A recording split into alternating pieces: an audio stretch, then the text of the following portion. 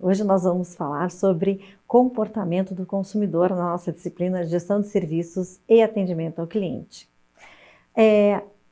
Quais são os fatores que influenciam o comportamento de compra das pessoas? Bom, Salomão ele define que o comportamento do consumidor ele pode ser entendido como o estudo dos processos envolvidos quando indivíduos ou grupos selecionam, compram, usam ou dispõem de produtos, serviços, ideias ou experiências para satisfazer necessidades e desejos. Vocês concordam com isso? Bom, é óbvio que a gente está sempre buscando atender às nossas necessidades e por isso vamos atrás de serviços de qualidade, consumimos produtos que vão nos trazer conforto. Bem, a definição ela confere com aquilo que a gente espera, com aquilo que a gente busca, né? E a gente passa a ser um grande fator de parâmetro para tudo que a gente vai estudar, né, em relação ao comportamento do consumidor.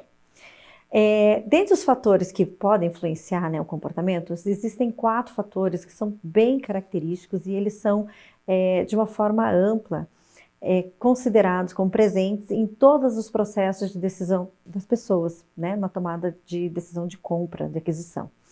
Seriam os fatores culturais, os fatores sociais, os fatores pessoais e os fatores psicológicos. Eles atuam de forma concomitante, tá? Não é uma escolha, você não toma a decisão, que agora eu vou usar o fator cultural para tomar a decisão. Não, ela faz parte do composto da decisão e ela pode ou não ter uma porcentagem maior, um peso maior no seu processo de decisão para aquele momento e para aquilo que está sendo consumido, tá? Então, os fatores culturais são os fatores que eles vão exercer mais ampla e profunda influência sobre os consumidores, né? E eles são divididos em 3 subcategorias, né? Seria a cultura, a subcultura e a classe social. O que se entende por cultura? Bom, cultura é aquela que se refere a todos os aspectos gerais da realidade social do indivíduo. Então, no âmbito mercadológico, a cultura ela é determinante dos desejos e do comportamento de uma pessoa. Então, os integrantes de uma sociedade, eles acabam adquirindo um conjunto de valores, percepções, preferências e comportamentos através de uma vida familiar e outras instituições básicas, né, que acabam, logicamente, interferindo em seus hábitos de consumo presente ou futuros. A subcultura, ela compõe cada cultura que consiste em subculturas menores, né, as quais elas fornecem identificações mais específicas e a socialização para os seus membros. As subculturas, elas incluem nacionalidades, religiões, grupos raciais, regiões geográficas, né, e a gente consegue perceber isso de uma forma bem latente, né, num país como o nosso, o Brasil, que tem uma área territorial muito grande e perfis bem distintos, né, nas regiões que compõem o nosso país.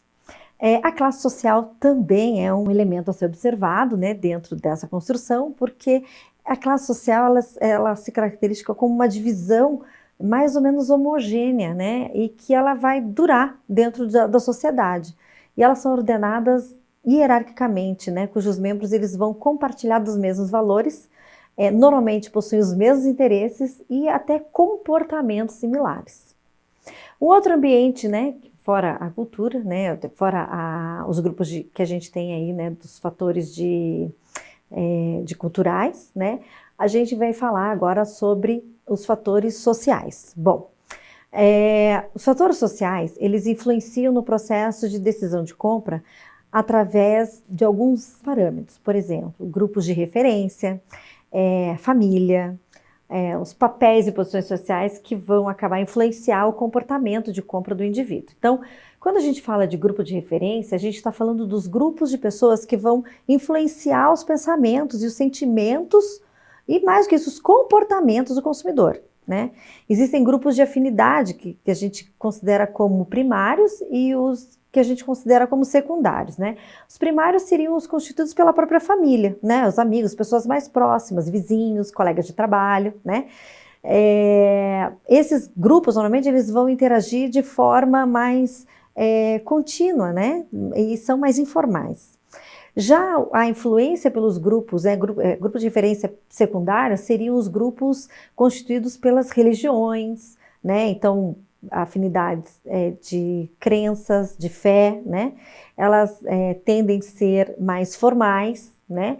E a interação ela não necessita de uma continuidade, né? De estar próximo, não existe essa necessidade contínua de envolvimento, tá? Mas acaba sendo um grande grupo de referência. A família, né? A gente já viu, né? Um grupo de referência primária, ela também constitui um grupo muito importante, né? Para distinguir, por exemplo, duas famílias de compradores, né?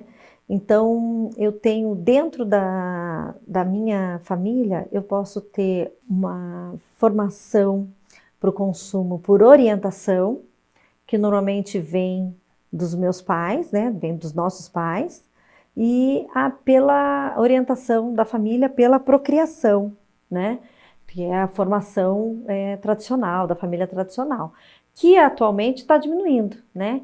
E à medida em que essa constituição familiar tradicional ela diminui, as pessoas elas vão colocando ênfase maior em outros laços da família. Então acaba tendo mais proximidade com irmãos, acaba tendo aí uma relação mais próxima de amigos, né? Então a gente chama dos amigos íntimos, né? Aqueles que frequentam a nossa casa, que às vezes a gente fala até que são mais importantes, né, as opiniões deles e o carinho que eles têm do que os irmãos que a gente ganhou pela familiaridade, né, e outros familiares que podem estar ali, né, fazendo companhia e dando esse apoio social, na verdade, né.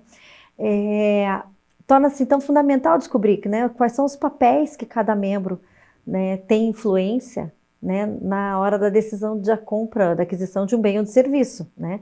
E isso pode ser a chave de sucesso para as empresas. Então, em algumas empresas, a gente vê que existe um mix de produtos que acolhe pais e mães, né, junto com seus adolescentes, para que a compra seja um processo prazeroso para ambas, né? Então, atender necessidades e anseios dos adolescentes sem ser uma coisa chata para os pais, e também que os filhos possam acompanhar os pais nas suas aquisições, sem que seja chato para eles, né? E isso tudo é porque as empresas elas querem permanecer competitivas no mercado. Então, é importante mapear, né, esse perfil familiar, como é que as coisas estão se desenvolvendo, para que a gente possa atender as necessidades desse nicho, tá?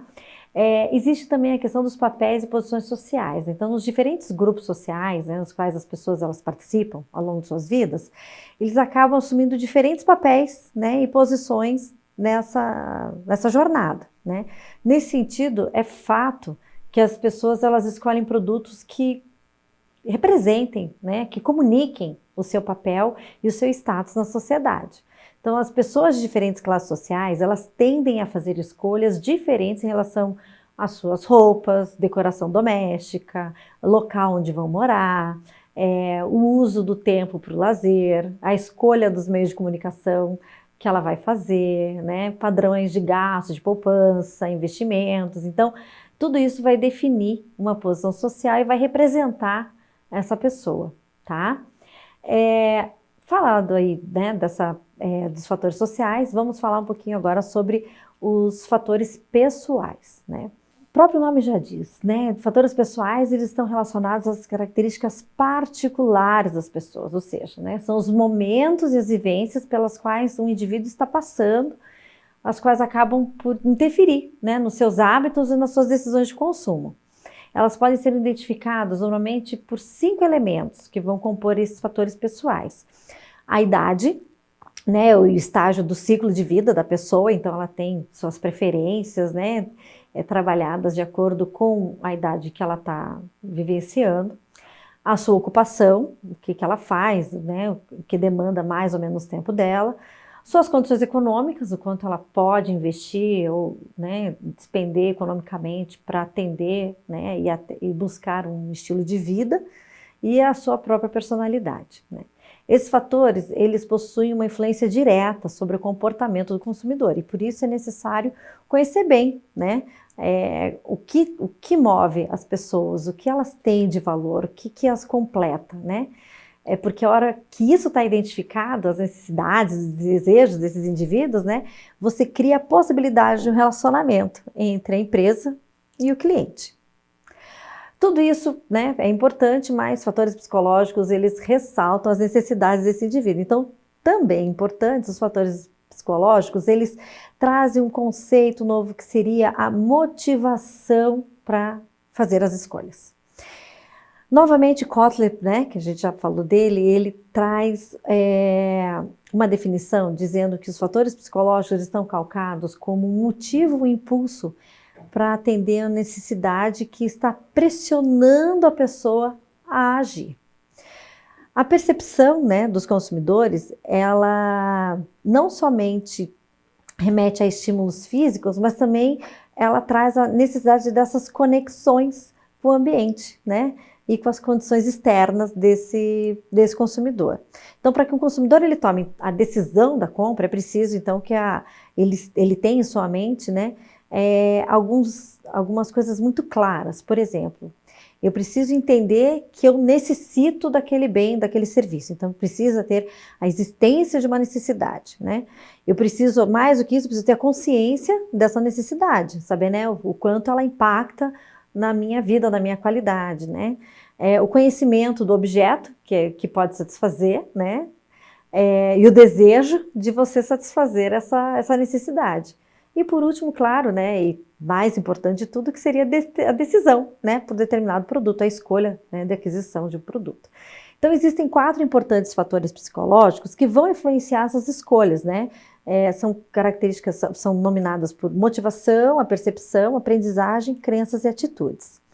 Para a gente não ficar só nessa ideia do que seria, né, então eu trouxe para vocês aqui algumas definições. Então, vamos lá. Motivação é um motivo ou impulso que é uma necessidade que está pressionando o indivíduo a agir. Então, é uma força motriz interna, aquilo que está dentro do indivíduo. Então, a verdade, a motivação, ela parte de dentro, tá? Dentro dessa necessidade de agir, existe, então, uma produção de estado de tensão no indivíduo, né? Que a gente considera como ansiedade, né? A vontade de ter, né? A motivação para conquistar, né?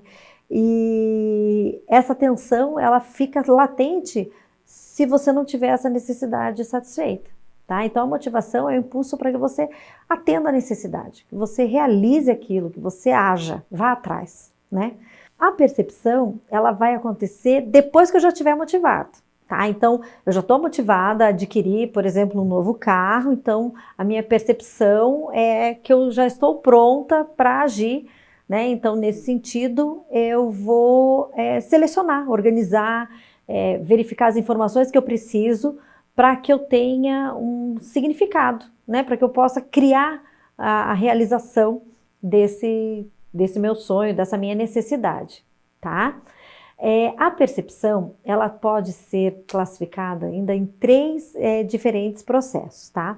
Seria um processo de atenção seletiva, que é mais provável que as pessoas percebam estímulos relacionados a uma necessidade atual, assim como é mais provável que eles percebam estímulos previstos ou estímulos cujos desvios ainda sejam maiores em relação aos estímulos normais, tá? A questão da distorção seletiva, que é uma tendência das pessoas a interpretarem as informações conforme as suas intenções pessoais, reforçando então as suas ideias pré-concebidas, né? E daí você não contraria, né, essa tendência, essa percepção. E a retenção seletiva, onde as pessoas tendem a reter as informações que vão reforçar as atitudes e suas crenças, tá? Dentro desse contexto, a gente ainda fala sobre a aprendizagem, né? A aprendizagem, ela é muito importante, porque ela vai desenvolver, né, a questão do reforço positivo do indivíduo.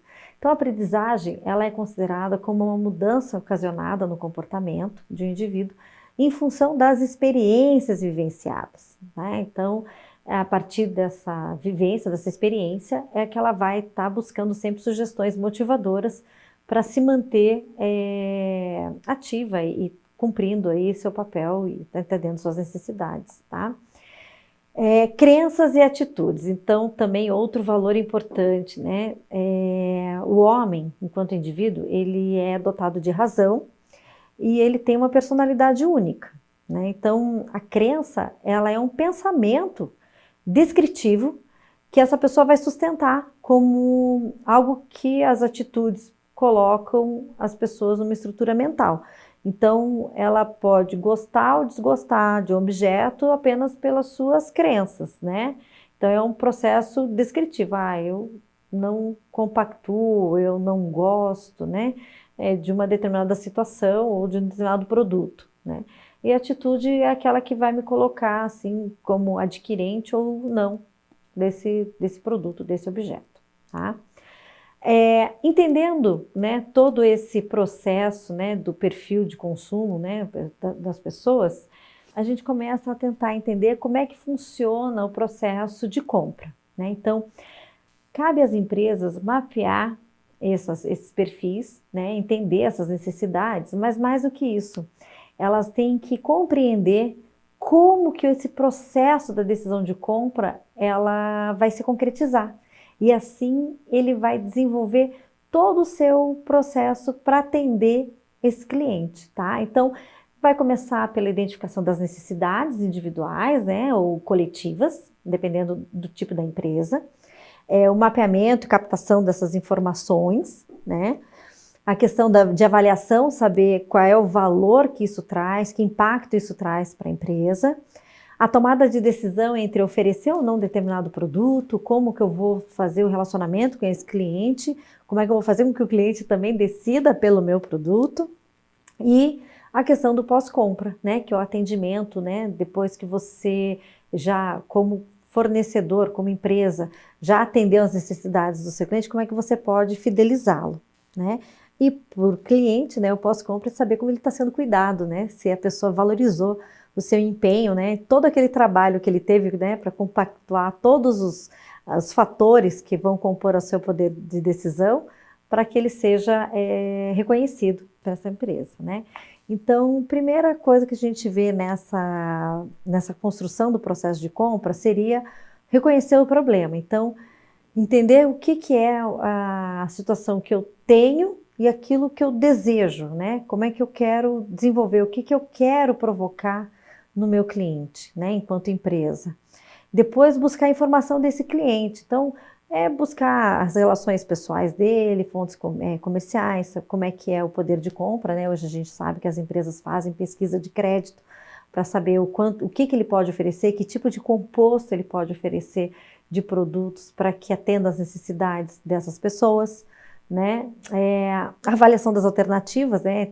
Entender como eu posso chegar melhor para atender os interesses, né, dos meus clientes, favorecer essa decisão de compra, né, entender que o meu cliente está valorizando o atendimento, ou a forma de pagamento, ou as condições que eu tenho de entrega, ou a marca do meu produto, entender que tipo de perfil de cliente que é o meu perfil na empresa, e o comportamento pós-compra que seria, né, buscar essa fidelização, como eu já disse, né, e atendendo aí algo que vai além, né, de atender necessidade, né, vai em satisfazer os clientes, né, que é quase um estágio aí de plenitude, tá? Então, quais são os papéis, né, da compra? Então, algumas pesquisas feitas, né, no ambiente para tentar mapear o perfil do consumidor, nós temos aí uma definição dada por Kotler sobre quais são os papéis, né, de compra. Então, ele coloca que os profissionais de marketing, né, eles são os responsáveis pelo conhecimento das pessoas que vão estar envolvidas na decisão de compra. E elas precisam também entender qual o papel que elas vão exercer em cada momento. E classifica aí, né, essa questão em 5 perfis, né? Seria o perfil iniciador, né? Depois vem o influenciador, o decisor, o comprador e o usuário, tá? O que seria o iniciador? Bom, o iniciador seria então o indivíduo, né? A primeira pessoa que vai sugerir a ideia de aquisição de um produto, né? Então, a pessoa que vai startar a questão da necessidade.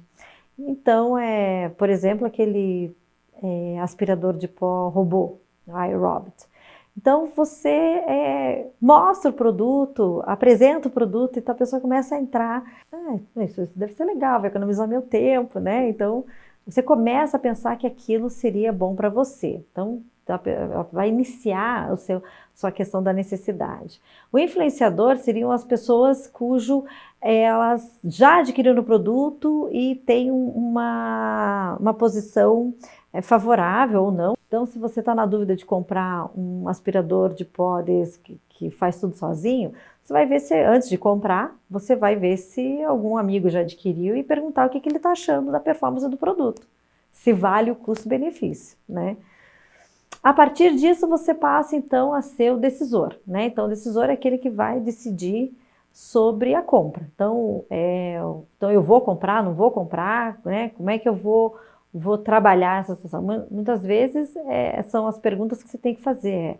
Onde eu vou comprar, o que eu vou comprar e como vou comprar. Então, eu tenho condições, né? Você já viu que você começou a ter a necessidade do produto. Então, começa a ter umas escolhas um pouco mais racionais. Tem a figura do comprador, que é a pessoa que efetivamente vai lá e compra, né?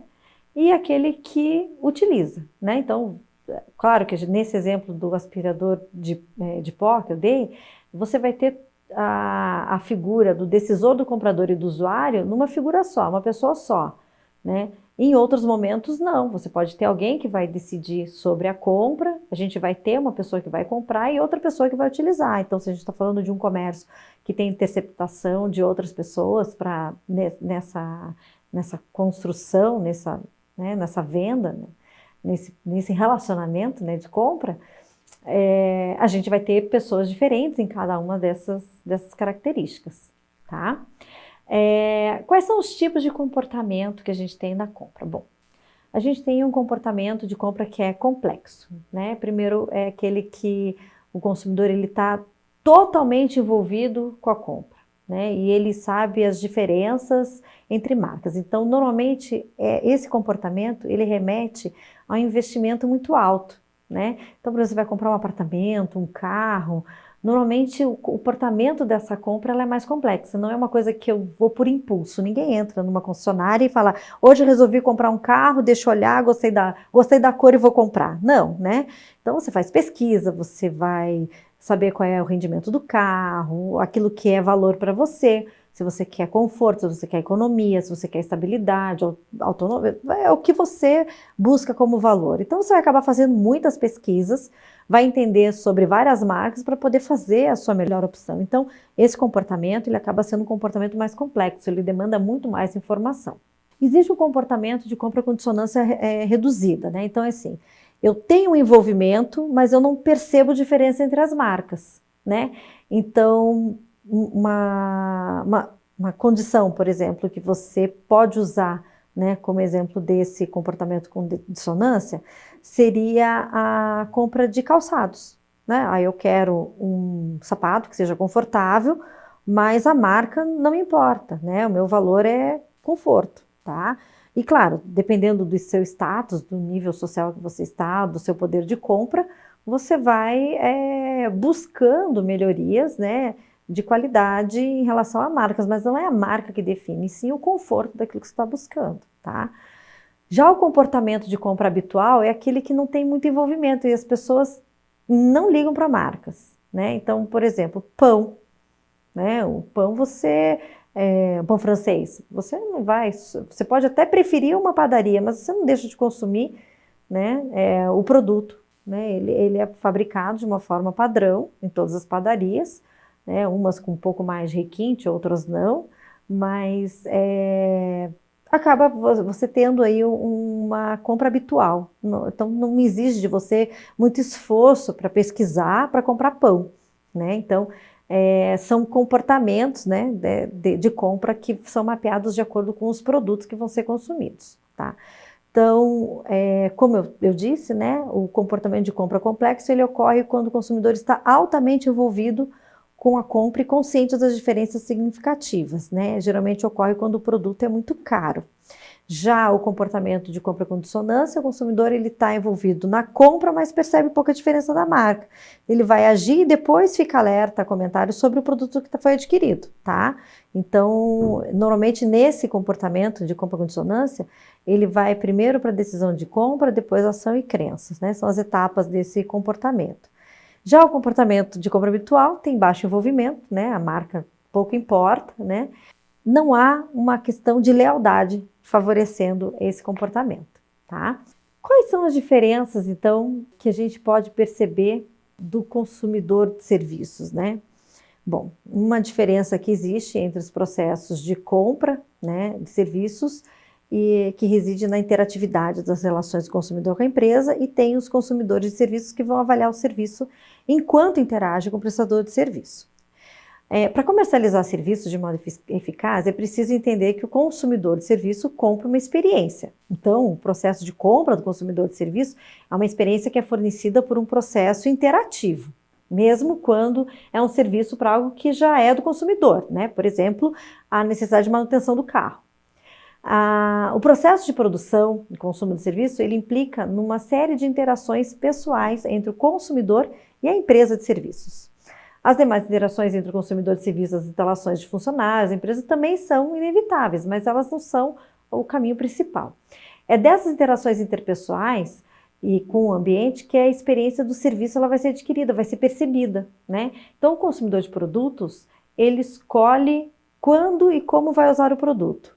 O consumidor de serviço, ele consome o serviço que está sendo produzido, ou seja, o serviço ele é produzido e consumido ao mesmo tempo, né? Então, essa é uma grande diferença entre esse perfil dos consumidores de serviços e de produtos. Espero que eu tenha atendido a expectativa de vocês. Vamos ler mais sobre o assunto, ele é bem interessante, como consumidores, né, de serviços e de produtos. E a gente vai se falando aí. Até, obrigada, tchau, tchau.